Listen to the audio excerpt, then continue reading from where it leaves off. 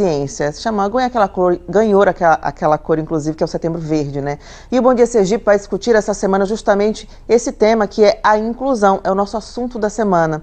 E lá no G1, a gente já começou aquela enquete, né? E a gente quer saber justamente isso. Para você, a inclusão nas escolas atualmente é excelente? É boa? É regular? É ruim? Vai lá no nosso site, no G1 Sergipe, e dá aquele seu voto, aquela sua opinião sobre a inclusão nas escolas. Falando, inclusive, sobre inclusão, o Brasil possui uma lei específica sobre esse tema, né, que é a Lei Brasileira da Inclusão, ou o Estatuto da Pessoa com Deficiência, como é conhecido. A lei é recente, é de 2015, mas já é um avanço na busca dos direitos e também para assegurar e promover o exercício das liberdades fundamentais da pessoa com deficiência e visando a inclusão social e cidadania também. E para falar sobre esse tema, né, sobre os aspectos da lei, a gente convidou aqui a presidente da Comissão dos Direitos da Pessoa com Deficiência da OAB, que é a advogada Sheila Cristine de Souza. Bom dia, Sheila, tudo bem? Bom dia, Lani. Obrigada pela sua vinda aqui. É tão importante, né, a gente discutir esse tema, né, a acessibilidade, a inclusão de todos, e a gente tem um estatuto, né, temos uma lei, inclusive ela é tida como uma das mais amplas da América Latina, né, e o que falta, né, ao seu ver, faz uma avaliação inicial assim, dessa lei, como ela traz os direitos da pessoa com deficiência. Eu costumo sempre dizer que o óbvio precisa ser legislado, cobrado, né? Então, como você bem colocou, é uma das leis mais completas que nós temos. A gente vem falando sempre sobre a inclusão em seus diversos aspectos, inclusive no âmbito escolar, onde já se inicia no momento da matrícula, né? Que muitas famílias de pessoas com deficiência sofrem e passam por esse constrangimento todos os anos. A gente estava falando agora há pouco na matéria que já começou o período de reserva de matrículas e tal. Mesmo. E é um assunto muito delicado e muito debatido no âmbito das pessoas com deficiência, dos alunos com deficiência. A gente vê que, então, escolas que não estão preparadas para receber pessoas com alguma condição, né? Seja o surdo, seja o autista, né? Surdo, autista, pessoa com deficiência visual, física, intelectual. As pessoas com deficiência intelectual, com algum grau de comprometimento intelectual, são aquelas que mais sofrem para serem aceitas nas escolas. Vale lembrar que na Lei Brasileira de Inclusão, ela já traz essa previsão de que não é permitido impedir o acesso do aluno a qualquer escola, seja ela pública ou privada. E que essa prática de negar matrícula, e não só negar, procrastinar, fazer cessar, isso tudo é crime e tem pena de multa e reclusão. Então, uma escola ela não pode negar o acesso a um pai que tem um filho que é surdo, por exemplo. De forma nenhuma. Eu não tenho condição de dar acesso à educação ao seu filho. A escola não pode se negar. Não, havendo vaga, não é permitido, em hipótese alguma, negar essa vaga para o aluno com deficiência. E a justificativa de que eu não estou preparado, que a escola não tem preparação, não é plausível. Como você colocou, a Lei Brasileira de Inclusão ela já tem 8 anos em vigor. Então já é muito mais do que suficiente esse tempo para que as escolas tenham se preparado. E não tendo se preparado, recebe o aluno e se prepara com ele ali. Tudo é um aprendizado. Se a gente parar para pensar, nós mães, que eu sou uma mãe também de pessoa com deficiência, a gente não vem com um manual de instrução. As escolas também não. E há um bom senso previsto com relação às famílias. Ninguém está aqui querendo o ideal, né? Seria muito maravilhoso se a gente conseguisse o ideal.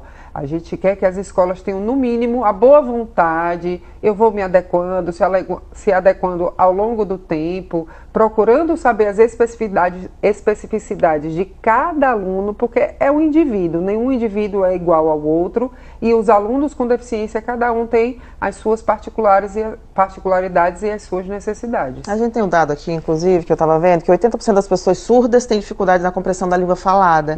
E isso resulta muitas vezes no abandono escolar. Então, essas crianças que não conseguem ter acesso a uma escola, né, uma educação, e não tem essa compreensão, não tem uma educação voltada, que é a língua brasileira de sinais, que a gente, né, tem acesso, as pessoas têm que ter acesso, acabam não se escolarizando. Isso é um dado muito triste. Né? Com relação especificamente aos surdos, as pessoas imaginam que a pessoa que é surda, ela vai ler o português ou vai conseguir entender aquilo que a gente está falando através da leitura labial. E nem sempre é assim. Nós temos surdos oralizados, que entendem a língua brasileira de sinais, e tem surdos que não utilizam a língua brasileira de sinais. Eles utilizam o português, lido, falado. As pessoas têm essa mística de entender ou de achar que porque é surda a pessoa não fala, né? Inclusive já vale o alerta que não existe o termo surdo-mudo. Surdo-mudo, não existe. A pessoa ela é surda, ela só não conseguiu desenvolver a fala. Nem todo surdo é mudo. Pode acontecer uma dificuldade na fala por vários motivos, mas a pessoa surda não necessariamente é muda. Então vamos abolir esse termo surdo-mudo. Que era tão comum, né? Antigamente, muita gente replica ainda hoje. A que essa lei brasileira de inclusão, né, diz respeito? A gente preparou aqui uma tela, olha, considera-se a pessoa com deficiência aquela que tem impedimento de longo prazo de natureza física, mental, intelectual ou sensorial. O qual, em interação com uma ou mais barreiras, pode obstruir a sua participação plena e efetiva na sociedade em igualdade de condições com as demais pessoas, né? A gente vê na prática, né? Você falou assim, essa lei é de 2015, né? Tá aí há muito tempo, é uma das mais completas da América Latina, inclusive, tendo alterado, inclusive, leis nacionais, né, para estar de acordo, muito avançada.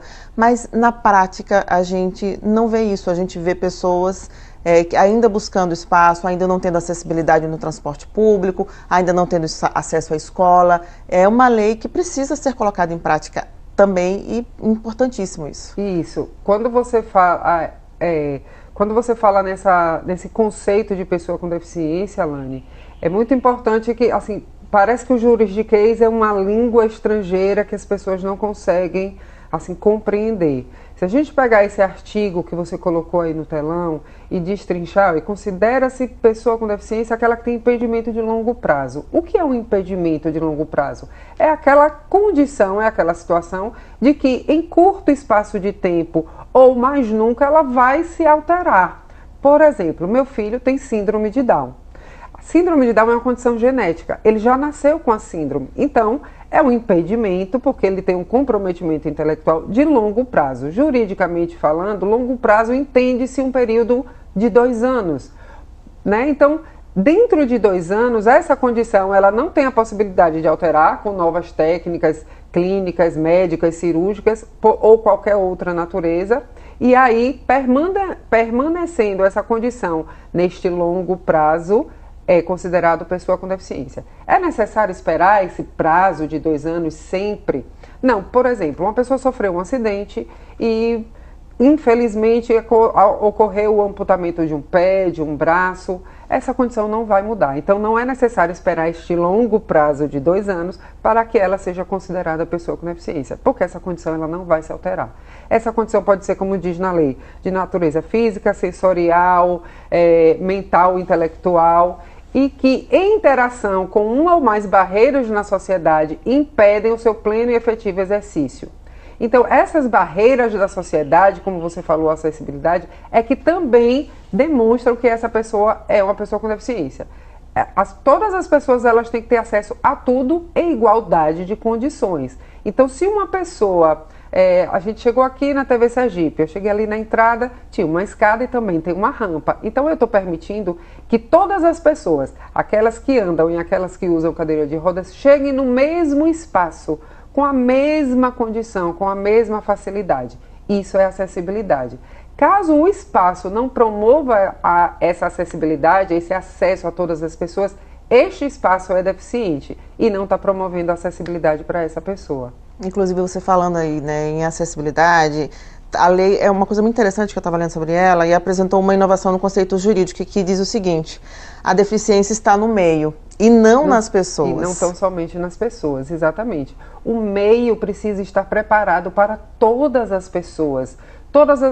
O ser humano, quando diz lá na Constituição que todos somos iguais, somos sujeitos de direitos e deveres em igualdade de condições. Se a gente parar para pensar um pouquinho, as pessoas com deficiência, elas estão de fato em igualdade de condições com as demais pessoas sem deficiência? Então, se o meio não está preparado para receber a pessoa com deficiência, este meio, este ambiente, esse espaço, esse local é que é deficiente. A deficiência não está tão somente na pessoa. Já foi-se o tempo em que foi pensado que a pessoa com deficiência que tinha que se adequar a todos os espaços. Hoje não temos mais esse conceito. Os espaços é que devem se adequar para receber todas as pessoas, com ou sem deficiência. E é uma lei completa, como a gente estava falando aqui, que ela versa sobre a não discriminação, direitos fundamentais, direito à vida, direito à habilitação e reabilitação, à saúde, educação, moradia, ao trabalho, assistência social, direito ao transporte. Direito ao transporte, direito a constituir família. O transporte também é um assunto muito sensível nessa questão. Transporte público, o transporte privado, quando você pede um carro por aplicativo ou de uma companhia de táxi, as pessoas cadeirantes, elas são as que mais... As sofrem. Cadeirantes e as que fazem uso do cão-guia são as que mais sofrem por ter impedido o seu direito de ir e vir ou de utilizar aquele transporte que não é um transporte gratuito, inclusive, ainda que fosse. Mas está pagando pelo serviço, ainda assim, o seu direito de ir e vir, ele é impedido pelo fato de ser uma pessoa com deficiência. E, mais uma vez dizendo, discriminação em razão da deficiência é crime e está previsto na Lei Brasileira de Inclusão. Sheila, muito obrigada, pela sua entrevista, esclarecimentos aqui. Ao longo da semana a gente vai falar muito sobre esse tema, sobre a inclusão, o acesso de todos a todos os lugares, ao direito à educação, à moradia, ao transporte, a tudo, Muito obrigada mais uma vez. Eu que fico muito satisfeita de poder contribuir.